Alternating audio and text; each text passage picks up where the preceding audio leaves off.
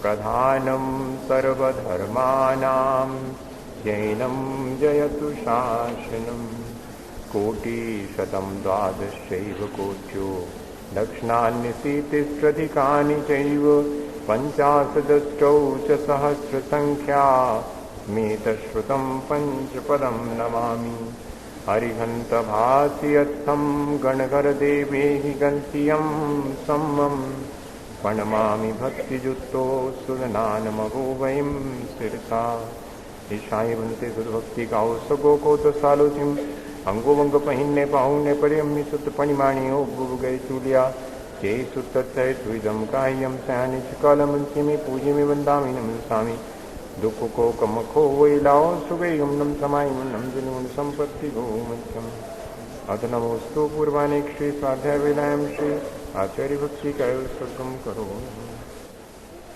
पावना पटुमतीभ्या सुचरित तपोनिधिभ्यो नमो गुरुभ्यो गुण गुरुभ्या छत्तीस गुण संवज्ञे पंचविहाचार करण संदर्शे शिष्यानुके कुशले धम्मायर्य सदा वंदे गुरु भक्ति संयमेन या तरन्ति संसार सायरं घोरं छिन्नन्ति अच्छुकं वं जन्मं मरणं न पाविन्ति ये नित्यं व्रतमन्त्र होम निरता ध्यानाग्निहोत्राकुला षट्कर्मा विरतास्तपोधनधना साधुक्रिया साधुवा शीलप्राभरणा गुणप्रहरणाश्चन्द्रार्कतेजोदिका मोक्षद्वारकपाटपाटनभटा पीनन्तु मां साधुवा गुरुवः पान्तु नो नित्यं ज्ञानदर्शननायका चारितारणौ गम्भीरा मोक्षमार्गोपदेशका ईशाई भन्ते आयरी भक्तिकाओ सगोको तो सालोचिम समनानुसमदुंस समचरिताणं पंचविहाचारणम् आयर्याणम् आयरादिसुदनानोपदेशाणं वध्यायाणं हिरण्यगुणपानन्दयानं सुवसाहुनं सयानिष्कालं सेमि पूजेमि वन्दामि नमस्कामि दुखों को कमखो वहिलाओ सुगैगम नम समायमन्नम जिनुन संपत्ति नमः श्रीवर्धमानाय निर्धूतकलिलात्मने सालोकानां त्रिलोकानां यद्विद्यादर्पणायते। बोले भगवान महावीर स्वामी की, आचार्य कुंद स्वामी की, आचार्य समंत भद्र स्वामी की, आचार्य गुरु विद्यासागर मुनि महाराज की।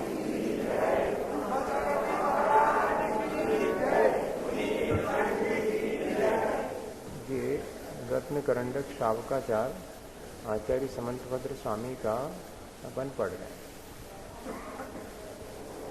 हमने पिछले दिनों ये बात सीखी है कि अगर हमें अपने जीवन का कल्याण करना है तो हमें सच्चे देवगुरु शास्त्र का सानिध्य प्राप्त करना पड़ेगा और उनके सानिध्य में आकर के हमें अपने परिणामों की निर्मलता बनानी पड़ेगी और वो परिणामों की निर्मलता सच्चे देवगुरु शास्त्र के प्रति जो श्रद्धा है उसके द्वारा होगा। श्रद्धा हमारे परिणामों को निर्मल करने में सहायक होती है, क्योंकि श्रद्धा के साथ ही ज्ञान भी हमारे जीवन में आता है और तदनुरूप हम आचरण करते हैं तो वह आचरण भी हमारे परिणामों की निर्मलता के लिए है। इस तरह हम देखें तो सच्ची श्रद्धा, सच्चा ज्ञान और श्रद्धा और ज्ञान के साथ किया जाने वाला आचरण, ये सब हमारे परिणामों को निर्मल करते हैं और यही परिणामों की निर्मलता हमारे कल्याण के लिए आवश्यक है। हम सब अपने परिणामों के बारे में स्वयं जानते हैं। वो परिणाम हमारे दूसरे को मालूम पड़े या ना पड़े, पर स्वयं तो हम अपने परिणामों को हमेशा टटोलते रहें, देखते रहें कि परिणाम हमारे कैसे हैं। एक मंदिर आने वाले व्यक्ति के परिणाम और एक मंदिर नहीं आने वाले व्यक्ति के परिणामों में अंतर तो होना चाहिए, होता होगा अंतर। और यदि हम मंदिर आते हैं, सच्चे देवगुरु शास्त्र का सानिध्य भी हमने पाया है, इसके बाद भी अगर हमारे परिणामों में निर्मलता नहीं आती तो हमें क्या करना है? हमें अपनी उस सच्चे देवगुरु शास्त्र के सानिध्य को और अधिक अच्छा बनाना। पिछले दिनों हमने ये बात समझी थी कि जिस व्यक्ति का कोई प्रयोजन ना हो वो व्यक्ति राजा की सेवा क्यों करेगा।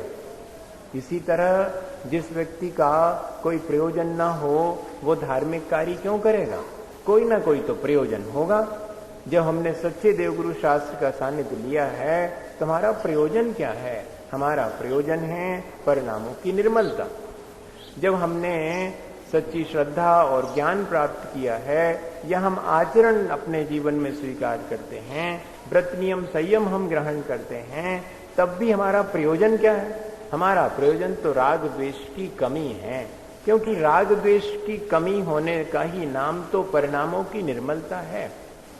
कषायों की मंदता को विशुद्धि कहते हैं और कषायों की तीव्रता को संक्लेश कहते हैं। विशुद्धि और संक्लेश इन दोनों के द्वारा ही परिणामों को जाना जाता है। परिणाम निर्मल हैं अर्थात कषायें मंद हैं, विशुद्धि बढ़ रही है।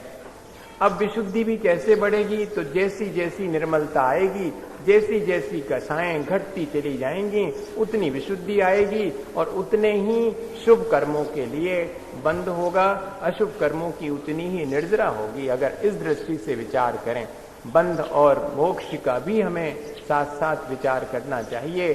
हमारे परिणामों की निर्मलता हमें संसार से मुक्त करती है। हमारे परिणाम बिगाड़ करके ही हम अपने संसार को बढ़ा लेते हैं। ये बहुत सीधा सीधा सा गणित है, कोई ज्यादा कठिन नहीं है। एक व्यक्ति था तो उसके मन में आया कि वो किसी साधु से जाकर के पूछे कि संसार क्या है और मुक्ति क्या है, कैसी है, कोई स्वरूप होगा इसका, बंध का क्या स्वरूप है और मोक्ष का क्या स्वरूप है, कैसे मैं इस संसार से अपना कल्याण करूं। उसके मन में ऐसी जिज्ञासा हुई। वो व्यक्ति साधु के पास पहुंचा। उसने साधु जी से कहा कि मुझे समझाएं कि संसार का बंधन कैसा है और मुक्ति कैसी है। तो उन्होंने कहा कि तुम पहले एक काम करो, वो जो सामने एक पेड़ लगा हुआ है, साधु जी की कुटिया के सामने लगा था, तो वो जो पेड़ लगा है उस पेड़ के पास जाओ, उसे गालियां देना, उसके फल तोड़ करके नष्ट करना, फूलों को भी तोड़ करके इधर उधर तितर बितर कर देना, जितना हो सके उसे मार पीट करना उस पेड़ को। उसने कहा ठीक है भाई। अब जब साधु जी कह रहे हैं, जब आप तो दे नहीं रहे हैं और ऐसा कह रहे हैं तो ठीक है करते हैं। जा करके उसने पेड़ को गालियां दी, उसके फल फूल तोड़े, नष्ट किए, पेड़ को लाठी से मारपीट भी करी। वापिस आया तो साधु जी ने कहा कि जाओ विश्राम करो। शाम को लौट के आया तो विश्राम करने लगा, थका हारा, मन उसका बहुत उचाट था, मन अच्छा नहीं था। दिन भर जो है इस तरह का काम करने के बाद लौटा तो मन अच्छा नहीं था और बामुश्किल जो है नींद भी ठीक से नहीं आई। दूसरे दिन सुबह उठा तो उसने कहा कि अब जवाब दें। तो उन्होंने कहा नहीं, आज ये काम और करो, उसी पेड़ के पास जाओ और अपनी गलती के लिए क्षमा मांगो और जो कुछ भी नष्ट किया है उसे संभालो। आसपास जो टूटे फूटे फल फूल पड़े उनको झाड़ पहुंच के जरा अच्छा तो करो। वो गया और उसने दिन भर, बहुत ग्लानि तो थी पहले दिन की, तो क्षमा भी मांगी, साफ सूफ किया, पेड़ को सहलाया, उसको ठीक ठीक पानी दिया, जो कुछ भी हो सकता था दिन भर किया। शाम को लौटा तो कहा कि अब जवाब दो। उन्होंने कहा कि अभी तो विश्राम करो। आज तो उसका मन बहुत प्रफुल्लित था, बहुत खुश था, वो अच्छे से सोया। दूसरे दिन सुबह उठ करके फिर उसने कहा कि मेरे प्रश्न का जवाब आपने दिया नहीं, 2 दिन हो गए। तो उन्होंने कहा कि आज देता हूं, बताओ पहले दिन जब तुमने उस पेड़ को नष्ट किया, मारा पीटा, तो कैसा लगा? उसने कहा अच्छा नहीं लगा, मुझे तो रात भर ठीक से नींद ही नहीं आई। तो फिर दूसरे दिन तो बहुत अच्छा लगा, मैंने पेड़ की बहुत मदद की, पानी दिया उसको, अपनी गलती की क्षमा भी मांगी, मुझे बहुत अच्छा लगा, रात में ठीक से मैं सो सका। तब साधु जी ने कहा कि देखो, पहले दिन तुमने संसार के बंधन का उपाय किया था, यही बंधन है। तुम जब किसी दूसरे को पीड़ा पहुंचाने की चेष्टा करते हो तो स्वयं ही अपना मन खराब करके अपने लिए संसार निर्मित कर लेते हो, अच्छा नहीं लगता है। दूसरे दिन तुमने कुछ अच्छा कार्य किया, उससे तुम्हारा संसार तो नहीं बढ़ा, लेकिन संसार से मुक्ति भी नहीं मिली। संसार बढ़ा नहीं है, अच्छा लगा, दिन अच्छे से कट गया, रात भी अच्छे से सोए हैं। और सबसे बड़ी चीज, उस वृक्ष ने क्या कहा? पहले दिन कुछ कहा क्या, या दूसरे दिन कुछ कहा? वृक्ष ने तो पहले दिन भी कुछ नहीं कहा, दूसरे दिन भी कुछ नहीं कहा। बस पहला दिन तुम्हारा बंध का था, पहला दिन तुम्हारा पाप का था, दूसरा पुण्य का था, और वृक्ष ने कुछ नहीं कहा है। वही वास्तव में मुक्ति का उपाय था। दोनों के बीच हम समता परिणाम रखेंगे तो मुक्ति होगी। अशुभ से बच करके शुभ में लगेंगे, और जब हम समता परिणाम रखेंगे तो शुभ और अशुभ दोनों से पार हो जाएंगे। यही तो तुम्हारे मुक्ति का उपाय है। अपने परिणाम बिगाड़ के हम अपना संसार बढ़ा लेते हैं, अपने परिणाम संभाल करके हम अपना संसार जो है घटा लेते हैं, और परिणामों में अगर अच्छा बुरा कुछ ना हो तो हम संसार से पार भी हो सकते हैं। यही तीन बातें अपन को समझने की है। परिणाम बिगड़ते हैं जिन चीजों से, उन चीजों से बचना, जिन चीजों से परिणाम संभलते हैं उन्हें ग्रहण करना, और फिर देखना कि अब मुझे न ग्रहण करना है न त्याग करना है, मुझे तो अपने आत्मा में स्थिर रहना है, क्योंकि मेरा लक्ष्य तो अपने आत्मा की विशुद्ध अवस्था को प्राप्त करना है। इतना ही इसमें अपने को समझने का है। अपने जीवन में ये बात अपने को समझ में आ जाए।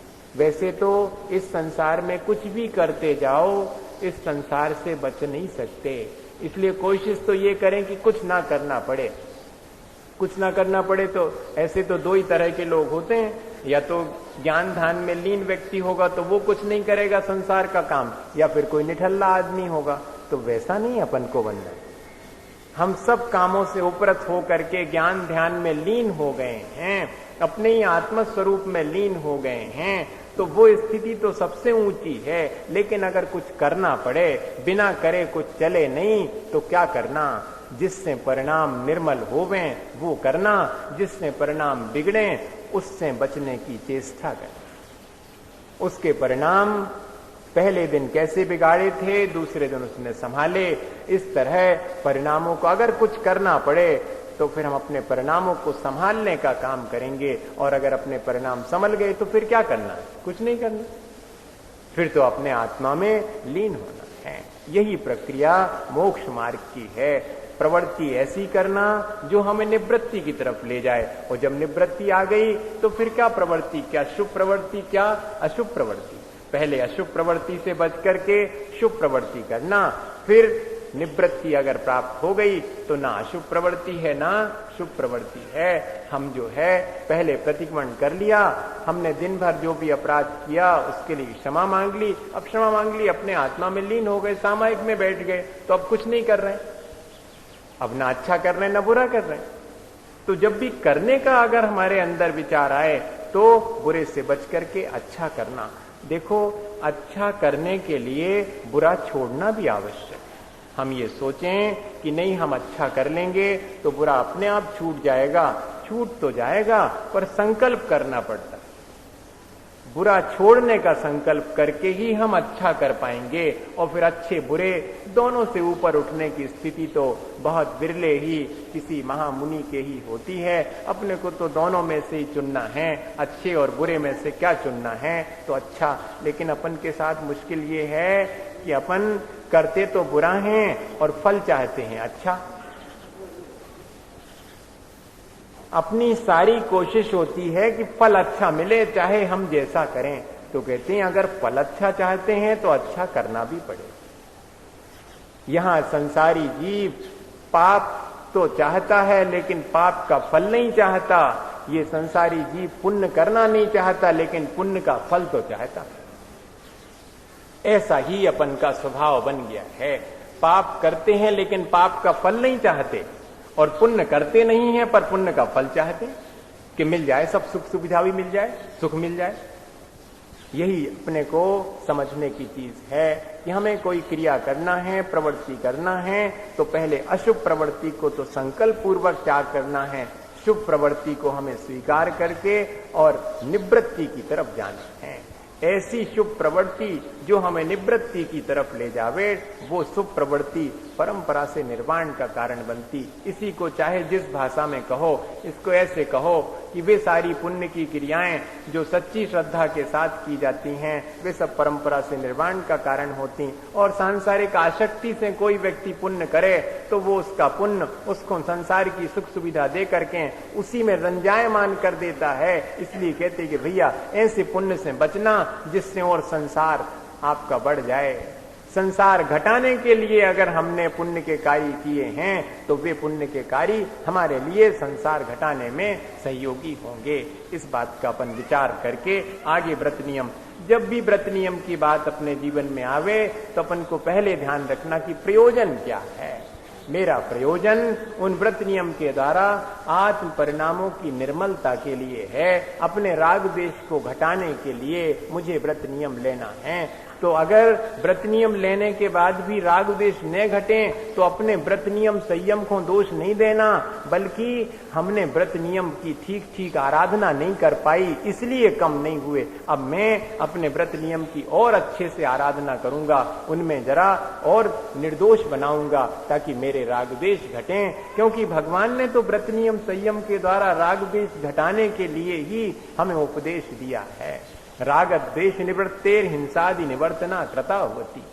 मैं अपने राग द्वेष घटाने के लिए, मेरा प्रयोजन राग द्वेष घटाने का है, इसलिए बाह्य में 5 अणुव्रत या महाव्रतों को अंगीकार करता हूं, 5 पापों का त्याग इसलिए कर रहा हूं ताकि मेरे भीतर राग द्वेष घटे। ये हमारा प्रयोजन है। इतना स्पष्ट अपन को हो गया। 5 अणुव्रत हैं, 3 गुण व्रत हैं, 4 शिक्षा व्रत, ये श्रावक के 12 व्रत हैं। श्रावक को अपने जीवन में इन 12 व्रतों को अंगीकार करने के भाव तो बनाना ही चाहिए। और 5 अणुव्रत हमने आपसे कहा था कि बड़ी आसानी से लिए जा सकते हैं। परिग्रह का परिमाण भी ज्यादा कठिन नहीं है। आज की तारीख में जितनी जो चीजें हैं तो वे सब हमारी, और इसके बाद जो और ग्रहण करेंगे तो हम ग्रहण ही नहीं करेंगे। अगर करेंगे भी तो इसमें से चीज हम अलग कर देंगे, तब हम ग्रहण करेंगे। हम त्याग पूर्वक ग्रहण करेंगे। ग्रहण तो करे बिना बनेगा नहीं काम, तो क्या करें? तो कहते जितना ग्रहण उतना ही त्याग। वैसे तो विनोबा भावे ने इस चीज को ऐसे लिखा, बड़ा मजा आता है। उन्होंने लगता है कि इन सब चीजों को जैन धर्म की पढ़ा होगा। उन्होंने लिखा कि H2O, विज्ञान कहता है कि 2 हाइड्रोजन 1 ऑक्सीजन मिलकर के पानी बनता है। तो कहते हैं कि मोक्ष मार्ग में भी ऐसे ही करो, त्याग 2 भोग 1, ऐसा इक्वेशन बना लो। H2 की जगह पर त्याग 2 और O की जगह पर भोग। दुगना त्यागूं तो आधा ग्रहण करूं, दूना त्याग करो तो आधा ग्रहण करो। त्यक्तेन भुंजीता, वेद में भी ये बात लिखी। त्याग पूर्वक ही भोग किया जा सकता। जो व्यक्ति ग्रहण ही करता है, त्याग नहीं करता है, वो अपने जीवन में नष्ट हो जाता है। उसके लिए कोई आत्म संतोष नहीं मिलता।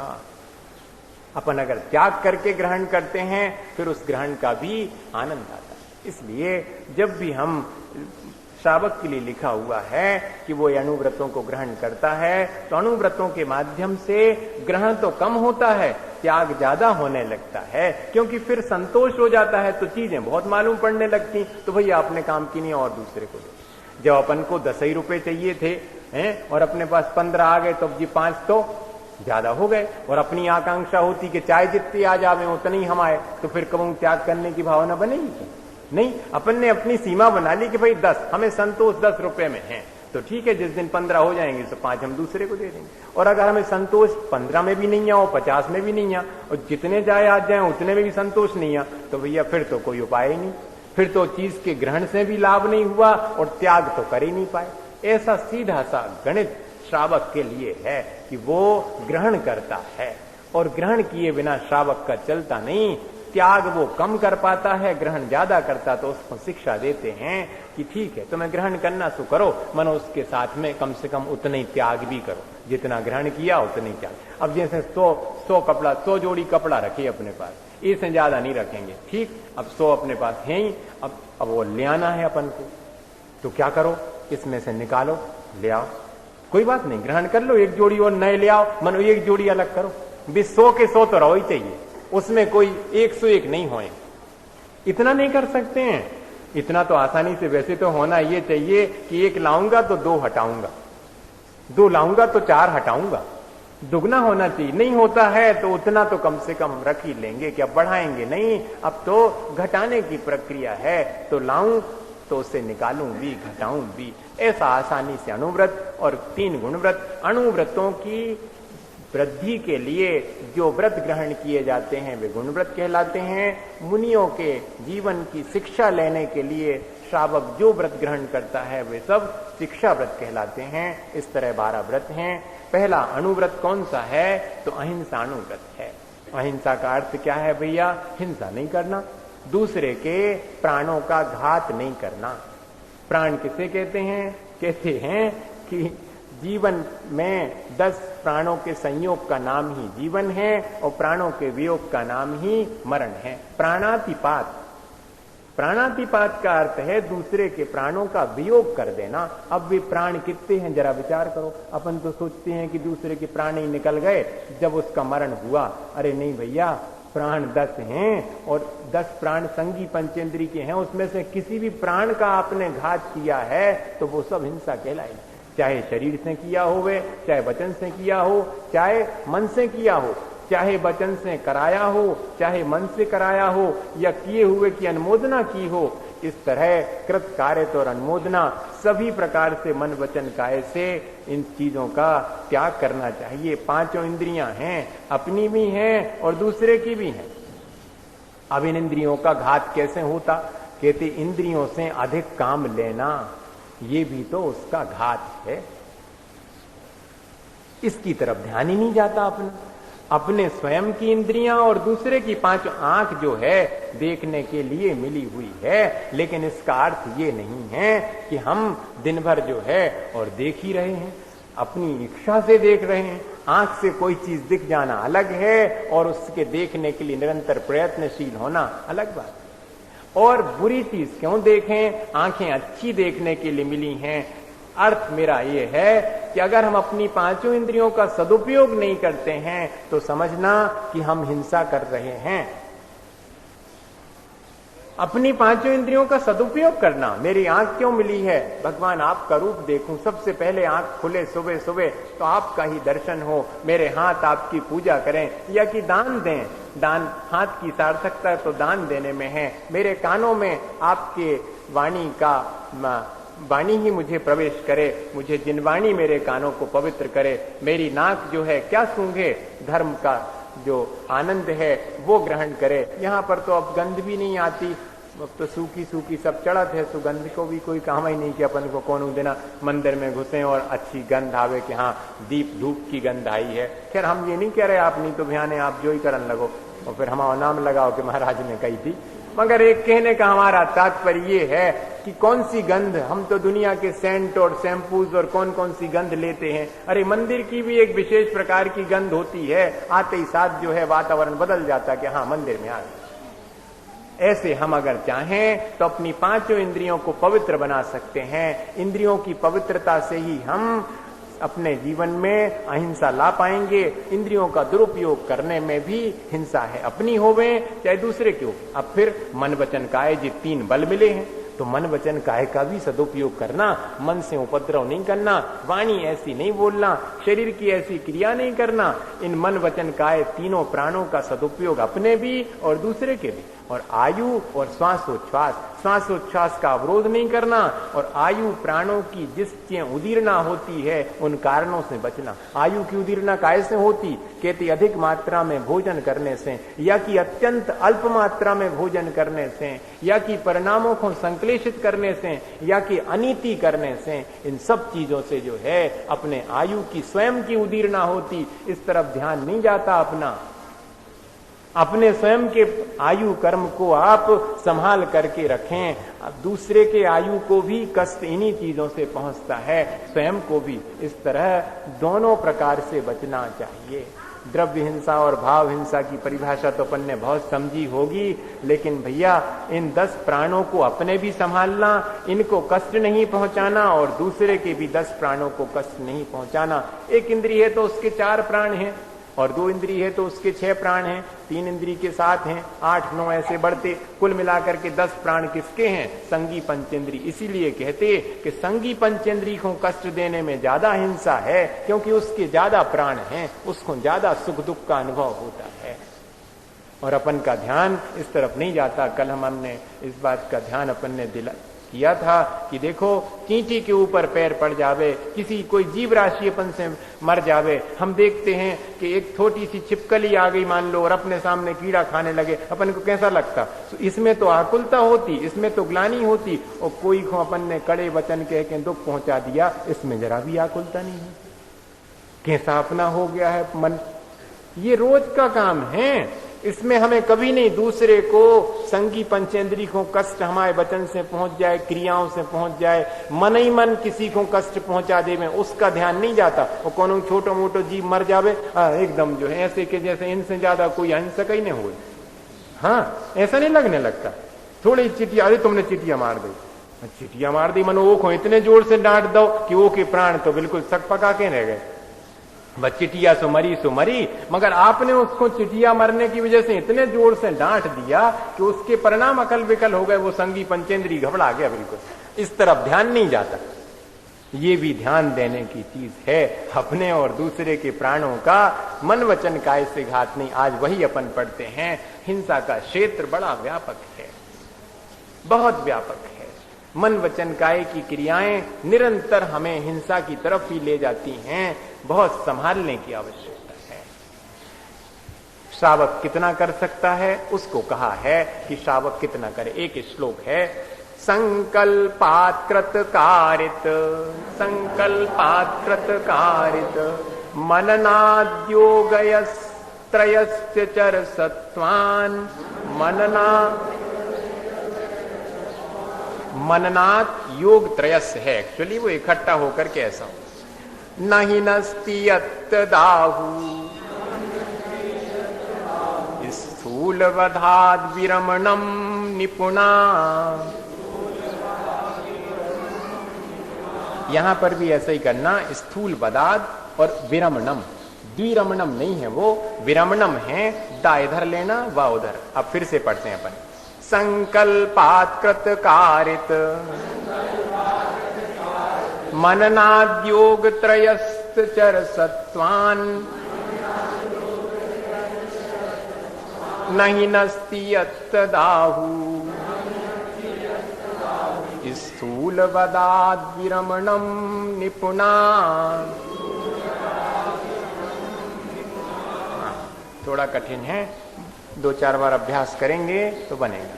संकल्पात अर्थात संकल्प करके, कृतकारित अनुमननाद योग त्रयस्य, कृतकारित अनुमोदना और मन वचन काय कितने प्रकार का हो गया? 9 कोटि की शुद्धि यही कहलाती है। मन वचन काय और कृतकारित अनुमोदना, तीनों को 3 से गुणा करो तो 9 प्रकार से हो जाएगा। कहते इन 9 प्रकार से चरसत्वान अर्थात जो जीवधारी, जो जीवन धारण करने वाले सत्व अर्थात जीव हैं, उनके लिए।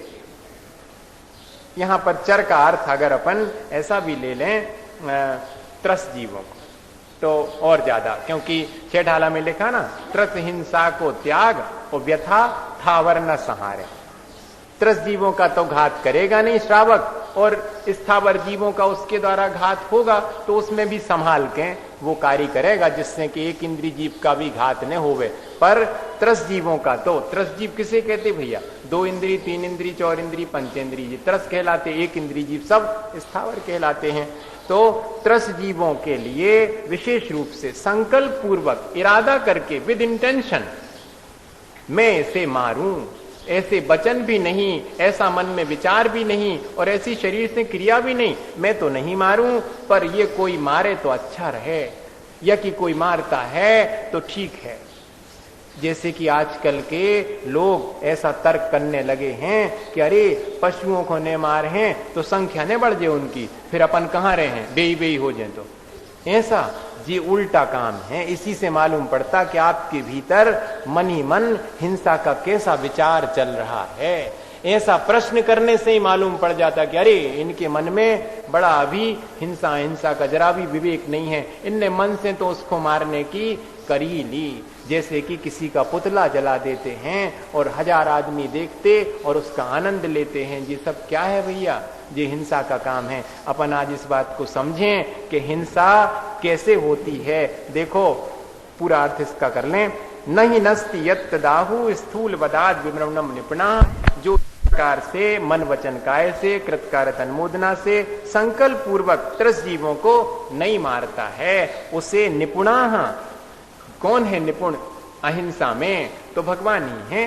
तो वे भगवान उसके लिए स्थूल वदाद विरमणम आहु, अर्थात स्थूल रूप से हिंसा का त्याग करने वाला अहिंसानुव्रति कहते हैं। अहिंसानुव्रति कौन है? जिसने स्थूल रूप से हिंसा का त्याग कर दिया। स्थूल हिंसा कौन सी है भैया? तो त्रस जीवों का। अपन एक चीज समझें, बहुत इंटरेस्टिंग है वो चीज कि कई बार होता है कि कर्ता एक है और उसका फल अनेक भोगते हैं। ये पाप ऐसे ही हैं, एक व्यक्ति हिंसा करता है और भोगते उसका फल अनेक हैं। ऐसा कैसे हो सकता कि एक करे अनेक लोग भोगें? कहते होता है ये लोग जो पशु पक्षियों को लड़वा करके उनकी लड़ाई दिखाते हैं बाजार में और अपन खड़े हो जाते हैं, इतना ठट्ट लगा करके खड़े हो गए, सब देख रहे और आनंद ले रहे, वे तो लड़के और उनके परिणाम बिगड़ते और अपन अपने उनमें आनंद ले रहे। तो कहते कर तो एक रहा है और भोगेंगे इसका फल अनेक लोग भोगेंगे। और फिर कहते कि करें अनेक और भोगे एक।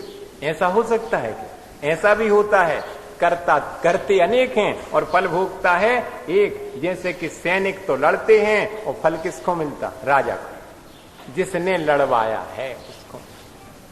जैसे कि शादी ब्याह में सबरे बराती तो कर रहे तैयारी, नौकर चाकर कर रहे तैयारी, मनो बैठो को है जो उन करवा विवारो है, जो उनको ब्याह हो रहा वो। सेवन तो बिना सेवई असेव मानो विसेव गो कोई, पगरण चेठा कस भी नया पाए रणोत्तिसो होई। समय सार जी में लिखा है कि सेवन करते हुए भी सेवन नहीं करता और सेवन नहीं करते हुए भी सेवन करता है। जैसे कि कोई विवाह में बैठा हुआ दूल्हा जिसके माध्यम से सारा प्रपंच रचा जा रहा है, तो करने वाले को उतना पाप नहीं जिसके माध्यम से, जिसके लिए किया जा रहा है, और वो आनंद ले रहा क्योंकि उसका कि मेरा विवाह हो रहा है, वो सारा आनंद उसके लिए। तो कहते कि करें अनेक और भोगेगा एक व्यक्ति, ऐसा भी पाप का कार्य होता। फिर कहते करें थोड़ा और भोगें बहुत अधिक। माँ ने गुस्से में आकर के और एक लाठी फेंक के मारी और बेटे को ऐसे लग गई कि उसके प्राण निकल गए। किया तो थोड़ा सा था और भोगना पड़ेगा बहुत बड़ा फल। ये बहुत होता है, करते तो थोड़ा है अपन और कई बार इतनी इंटेंसिटी से हो जाता है कि फल बहुत अधिक भोगना पड़ता है। इसलिए ये भी संभालने की आवश्यकता है। वो कहते करें तो समान और भोगें फल अलग अलग। 2 व्यक्ति 4 व्यक्ति एक ही कार्य कर रहे हैं, पाप का कार्य देखने में आ रहा है, लेकिन सबका फल उनके अपने भावों की अपेक्षा से मिलेगा, जिसके जैसे भाव होंगे। एक बहुत प्रसिद्ध घटना नहीं सुनी आपने? 3 लोग पत्थर तोड़ रहे थे। पत्थर तोड़ रहे थे तो पहले वाले से जाके कहा कि क्यों भाई क्या कर रहे हो? उसने कहा दिखता नहीं है, पत्थर तोड़ रहा हूं। दूसरे वाले से पूछा कि क्यों भाई क्या कर रहे हो? वो भी पत्थर तोड़ रहा था। तो कहने लगे मालिक पेट पाल रहा हूं। उसने क्या जवाब दिया? कि मालिक पेट पाल रहा हूं क्योंकि मजदूरी कर रहा हूं। और तीसरे वाले भी पत्थर तोड़ रहा था, उससे पूछा कि क्या करते हो? वो बहुत खुशी खुशी बोलता है कि मेरा तो सौभाग्य है, मंदिर बना रहा हूं, मंदिर बन रहा है, मैं उसमें मदद कर रहा हूं। देखो पत्थर तीनों तोड़ रहे। एक कह रहा है कि क्या दिखता नहीं तुम्हें पत्थर तोड़ रहा हूं?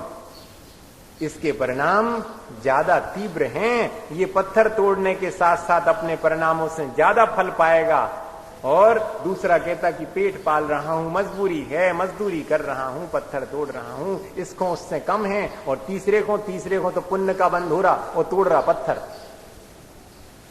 वो कह रहा कि मंदिर बना रहा हूं मैं, उसको पत्थर तोड़ने का तो ख्याल ही नहीं। वो तो मन ही मन विचार कर रहा है कि कैसे मंदिर बनेगा, कैसे भगवान आएंगे, कैसे लोग जो है श्रद्धा से झुकेंगे, पूजा पाठ करेंगे। उसके मन में तो यही शुभ विचार चल रहा है। तो इस प्रकार से देखें तो करते तो समान हैं बाहर में, लेकिन जैसे जिसके परिणाम होंगे वैसा फल मिलेगा। ये चार बातें जो है अपन को समझने की हैं कि कई बार एक व्यक्ति करता है, फल अनेक भोगते हैं, कई बार अनेक व्यक्ति करते हैं, फल एक भोगता है, कई बार थोड़ा करते हैं पाप और ज्यादा फल भोगना पड़ता है, कई बार समान पाप करते हैं फिर भी परिणामों की वजह से कमती ज्यादा। तो कुल मिला के बात क्या हुई भैया? बात यही हुई कि बाहर की क्रिया न देखो, अंदर के परिणाम देखो। जैसे परिणाम उस समय होंगे वैसा ही पाप हमारे लिए बंधेगा, वैसी ही हिंसा और अहिंसा का तो हम संकल्प पूर्वक कम से कम इतना तो करना ही चाहिए कि हम बिना किसी मतलब के, कई बार तो दिन भर में बिना मतलब के भी बहुत पाप होता है। अगर थोड़ी सी सावधानी हो जावे तो बहुत सारे अज्ञानतावश होने वाला पाप है और प्रमादवश होने वाला पाप है, उस पाप से तो बच ही सकते। अगर थोड़ा सा अपन अपने भीतर थोड़ी सावधानी इस चीज की रखें। व्रती व्यक्ति बड़ी सावधानी रखता है। व्रती का मतलब ही है कि जो अब सावधान हो गया, अब लापरवाही नहीं रही। असंयमी का मतलब क्या है? हम तो सीधा अर्थ करते, असंयमी मतलब लापरवाह, अपने जीवन की चिंता ही नहीं, अपने जीवन को चाहे जैसा नष्ट करो। तो ये तो असंयमी का काम है। संयमी वो है जो अपने जीवन को बहुत सावधानी से जीता है। जैसे कि कोई नई नई कार लेके आता है तो कितनी सावधानी से चलाता कि भैया कहूं भिड़ने जाए, खरोंचने लग जाए, कीचड़ में उचक जाए नई गाड़ी पे हैं। जब हम इतना ध्यान रखते तो अपने जीवन की गाड़ी जब चलाएं तो उसमें ऐसा ना हो कि दूसरे को धक्का लग जाए, एक्सीडेंट हो जाए, हमारी जीवन की गाड़ी में खरोंचने आ जाए। ऐसा ध्यान रखते क्या? व्रती व्यक्ति होएगा तो जरूर जो है ऐसा ध्यान रखेगा और वो अपने परिणामों को तो देखो। अगर हम पाप से बचते हैं तो क्या होता? हमारे परिणाम सुधरते हैं। और मुख्य हमारा उद्देश्य क्या है, प्रयोजन क्या है? अपने परिणाम सुधार करके इन हिंसा इत्यादि से बचना। इसलिए पहला अहिंसानुव्रत हमें समझ करके और ग्रहण करना चाहिए। इसी भावना के साथ बोले आचार्य गुरुवर विद्या।